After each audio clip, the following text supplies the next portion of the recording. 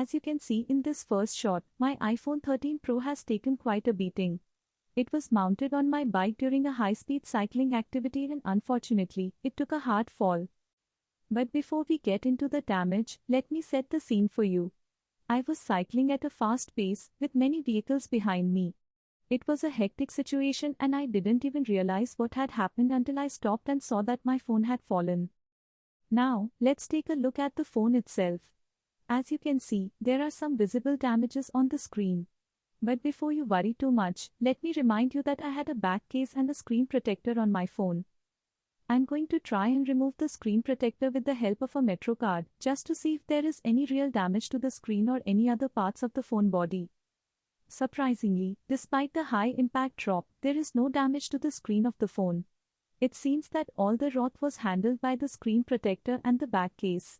There are only a few minor scratches on the side edge of the phone, so the lesson here is that investing in a screen protector and a case can really save your phone from serious damage.